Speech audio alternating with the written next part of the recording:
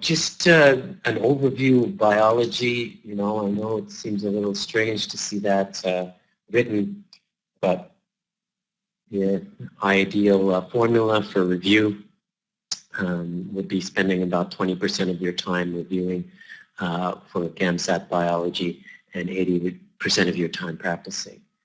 You wouldn't normally get away with that. At least most students would require more review for organic chemistry, general chemistry, and physics. But biology is an exceptional subject for the GAMSAT. First of all, there are more questions for biology than any other one subject because biology is 40% of the exam. And though chemistry is 40%, it is divided between general and organic chemistry. Then, of course, physics is 20%. So biology has more questions in Section 3 than any other section, but the great majority of those questions are not based on content that you could read in advance. And that is, if you've been with, at any of these webinars in the past, or if you know me, you know that the most important thing that I try to underline is problem-based learning. And that's the way learning is done in most medical schools, and those that are not doing it are starting to institute programs to do problem-based learning, and because it is found to be the best way for people to learn, and that's what we do here as well. So we look at the problems, and I'm hoping that as you start to see these problems, that you're going to, whether or not, it doesn't matter what your background is, that you're going to start to have the sense that you could have studied 3 textbooks and that still wouldn't have helped or changed anything. So there's only a few, very few biology questions that, doing some review would be of assistance. The great majority of biology questions, you just have to do a lot of practicing to start to get into the habit, the trend, to understand what they're asking and why. And so that's what we're going to be doing today. And if you happen to have a gold standard book, I hope this will underline something for you.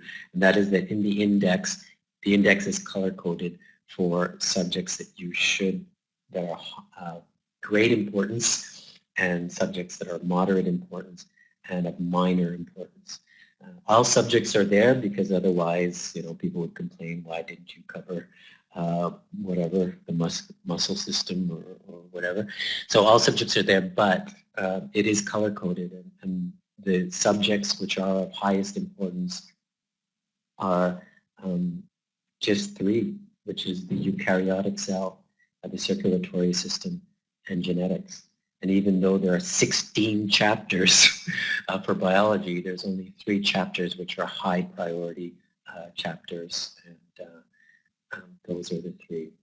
So it doesn't matter what you're using to review, just keep that in mind, that those are the most important things, the eukaryotic cell, the circulatory system, and genetics. Besides that, most of the problems you can get by reading the passage. So let's start. So I'm hoping you have the blue booklet in front of you, and ideally you would print out the ebook that you got from ACER, because it's very good for you to get in the habit of underlining things and circling things and so on. Annotating the text is very important. And so we're looking at Unit 1, questions 1 to 6. And I'm just going to give you a moment to get your mind focused on the questions, and then we'll start talking about question number 1. Okay, so the passage talking about systolic pressure and diastolic pressure, systolic pressure being the higher of the 2, and talks about different dietary changes. And at the bottom, it presents to you the blood pressures of 3 different groups. And by the way, perhaps you've already heard, either through your biology review or because you just listen to the news or TV or read newspapers, but you might have heard that normal blood pressure is usually around 120 over 80. So you can just have that in the back of your mind. So it doesn't really change anything, but it gives you a little comfort when you look at some of the other numbers. Okay, so in the first question, it has the likely best estimate of systolic pressure. A high normal person. So blood pressure for high normal, according to the information provided below the diagram, is 130/80. So that's high normal. Combination diet for a patient who is 130/80, which is Roman numeral 2. You have a systolic of 6 and a diastolic of 3. So, and that is the blood pressure decrease. So, of course, we expect a blood pressure decrease when a person goes on diet, you know. So, even though we're being given this information, we should at least be comfortable with the information, that it somehow makes sense to us. And it does, of course, that, you know, blood pressure would decrease when somebody is on some kind of diet. And so that's the amount that it decreases by. And so this tells us that the expected blood pressure on average would be something of the order of 124/77. And then we look at the possible blood pressures for systolic, which is the higher of the two values. And we look for 124. They have 125. And that's the GAMSAT, you know, they know what the answer is, but they just sometimes want to see if you can deal with a little bit of ambiguity. And this is the first question, so it's very simple, but there's going to be other times where you will see ambiguous situations and you might not feel so comfortable. So it's good to be in the habit of seeing that this is what they do, and that's normal. So the answer is 125. As the systolic blood pressure, so the answer is 1A. So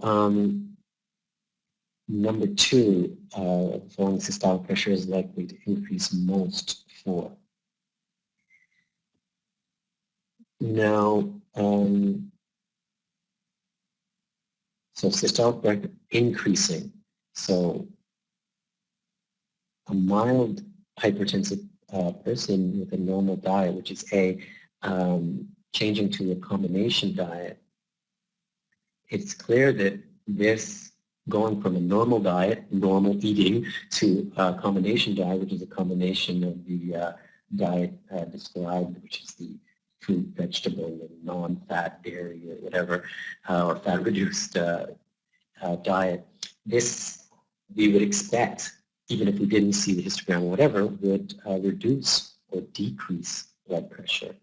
So answer choice A would be most consistent with decrease. And of course, we see it in the diagram. We see that we have these different combinations that will decrease blood pressure. And then answer choice B is the exact opposite of answer choice A. And so often, not always, when you see answer choices that are in exact opposition, you might increase your chance, if you had to guess, which hopefully you won't, but you increase your chance of guessing by looking at answer choices that are in exact opposition. So anyway, B is the exact opposite. It says mild hypertensive people on a combination diet change to normal. And of course, that makes sense because a person who was on a diet with some hypertension, who converts to a normal diet, not the combination of the fruit and vegetable diet, and we expect that their blood pressure would have an increase. And in fact, we can look at what happens in Roman numeral 3, which is what is described here, mild hypertensive person. And when they go on the diet, their systolic blood pressure, according to the diagram, decreases by 11 millimeters of mercury. So by figure 1, we would expect that they would have an increase of 11 millimeters of mercury. And so question 2, answer choice B would be correct. And clearly answer choice C would also result in a decrease in blood pressure. And answer choice D would have an increase in blood pressure, but only of about 6 millimeters of mercury, so not as high as answer choice B.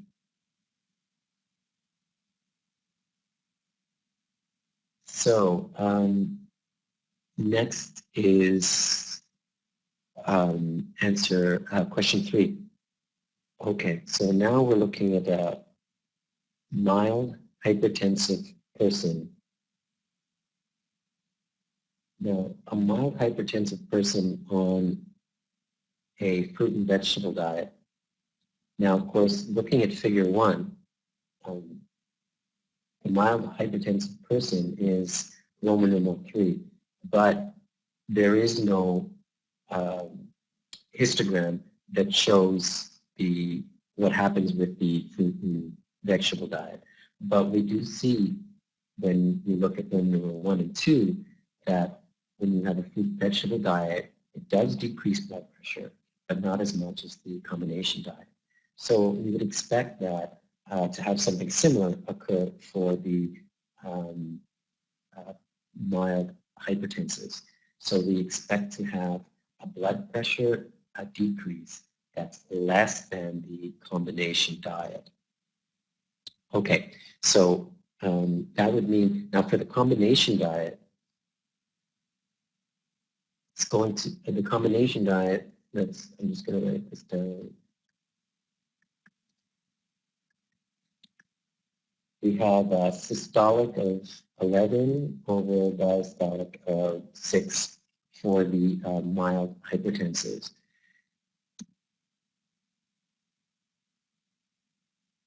Now, the combination diet, so we're going to expect that we're going to have somewhere between this and the fruit and vegetable diet for the group which has a blood pressure high normal, 130 over 80, which is Roman numeral 1. So we expect to have some sort of value in between there. Now, the question is asking about the diastolic pressure, which is the lower of the two values. So that means the diastolic pressure would decrease by a number somewhere between 6 and 1. So the diastolic pressure for the person or patient which has mild hypertension is 95. So we see it's Roman numeral 3, which is 150 over 95. So the diastolic is 95, so that's going to decrease between 1 and 6, which means creating a diastolic pressure between 94 and 89. So somewhere between 94 and 89. So when we look at the possible answer choices, and there's only one possible choice, which is B. So it's 3, answer choice B. Next is number 4. So we're looking for the highest increase in diastolic pressure. So mild hypertensive. Okay, so we'll do a little process of elimination. We'll look at the last one, answer choice D. And so it has a person with a high normal blood pressure on fruit and vegetable changing to a combination. So if it's a fruit and vegetable going to combination, then we expect a decrease in blood pressure. And the decrease, according to the histogram, if we compare the histogram for Roman numeral 1 and Roman numeral 2, it'll be, so this is D, let me just put 4, and we would see a decrease of a systolic of 3 and diastolic of 2 as you go from a fruit and vegetable to a combination diet. Now, a person with a high normal blood pressure on a combination diet to fruit vegetable diet, well, we just are going to get the opposite. Right. Now, that's a good example, by the way. That's why you have to be careful about saying extreme statements, like anytime you see statements in opposition, one of the two will always be the answer. You can never say that. You can just say there's an increased chance, because here we have some statements in opposition, but neither is the answer. Because answer choice C would actually be an increase. Because this person is going for less of a diet while they have hypertension. And then answer choice B, we have a mild hypertensive person on a fruit and vegetable diet, changed to a combination diet. Yeah, so we went, in the previous question, we went from a diastolic of 95 to 92. So that means we had an increase from the combination to the fruit and vegetable diet of the mild hypertensive of 3 diastolic and 7 systolic. So this is the increase of 7 over 3, which is more than mild hypertensive change to fruit and vegetable diet. Okay, so yeah, so this is the greatest increase because we have a full diet and we're going to a reduced diet, and this actually underlines another thing that they do in the exam sometimes, which is that they will have a question that in order to answer it correctly, you have to answer the previous question correctly.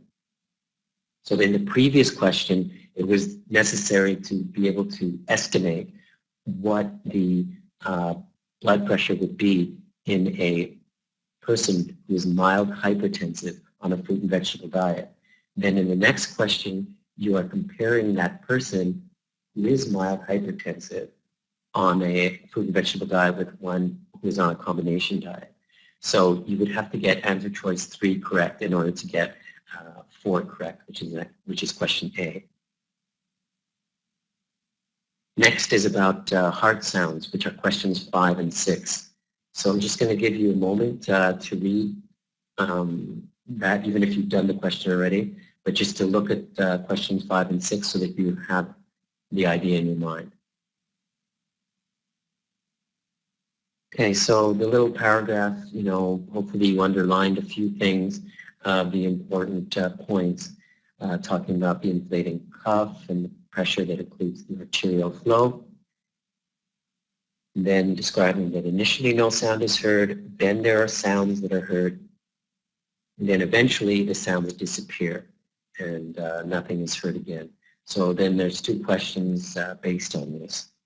So the first question number 5, asks about the pulse sound and asking why does it disappear. So it's just looking at the possible answer choices. A talks about the force of ventricular contraction declining as the cuff pressure declines. But if you could imagine that your heart is a pump and it is pumping against the pressure from the tubes that emanate from your heart, the vessels, and if you imagine that there is some obstruction or something that is occluding the pump, you would expect that the pump is going to try to pump harder to push that fluid beyond the pump. So, that's just one idea about the heart that you should keep in mind. The next possibility is asking about diagnostic. The diastolic pressure declines below a certain level.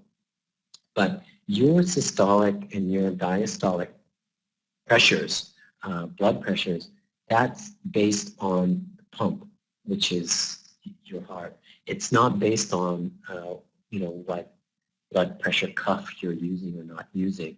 It's based on the force of contraction of the heart. And answer choice C says systolic pressure equals diastolic pressure. And Well, I guess there's a technical term for that, and that's death.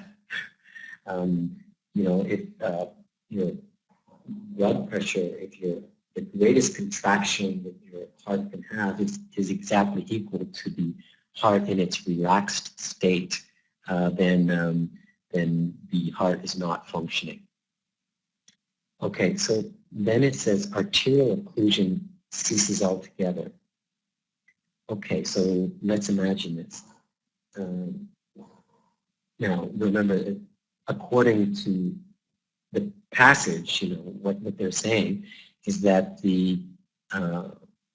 with a further decline in cuff pressure, the pulse sound becomes less pronounced and eventually disappears.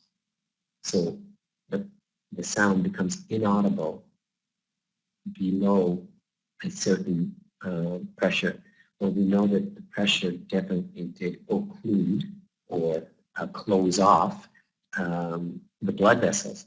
And so in closing it off, well, when fluid is moving through a system of pipes or tubes, you know, you might know or remember from your physics review that it moves in streamline flow or laminar flow.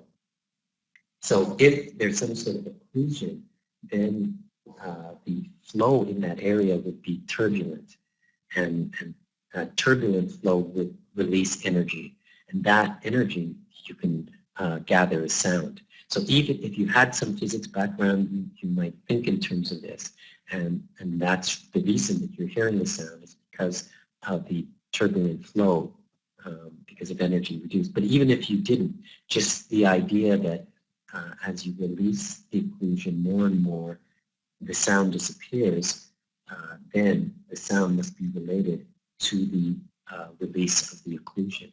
So that would be the logical deduction. And so answer choice D would be consistent with that, that arterial occlusion ceases altogether. Question 6.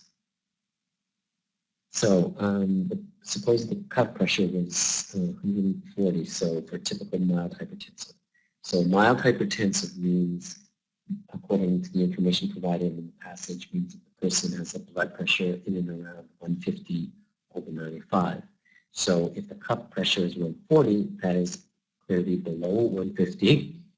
And so it is in the zone between the systolic and diastolic pressure, which means it's in the zone where you should be hearing some cuff sounds.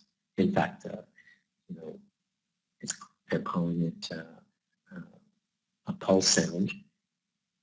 But in medical school, when you get there, you'll find out they're called Korkhoff sounds. So anyway, so you're hearing this pulse sound between the systolic and diastolic pressure, and they're providing a pressure in between. And in terms of the sound, you're hearing the sound because the heart beats. The heart contracts, blood hits this area, which is partly occluded, and it makes that sound. And so every time the heart contracts, you would hear one sound. And so one would expect that you would hear the sound once. It would make a beat, like a boom, and you would hear the sound once, and you would hear it during each cycle. So answer choice B is correct. And you notice also answer choice C and D are in opposition, but they're both saying things that don't make any sense. Because if it's saying that the pulse pressure cannot be heard because the cuff pressure is too high or too low, but they gave us a cuff pressure which is in between the systolic and the diastolic, and because it's in between the systolic and diastolic, it means that we should hear sounds according to the information provided. I don't think there's any background information that you require to do a passage like this, but if you happen to have the gold standard book, you can look at Bio 7.4, which talks about blood pressure, and you can look at fluid dynamics, which is about streamline flow. in Physics 6.1.3.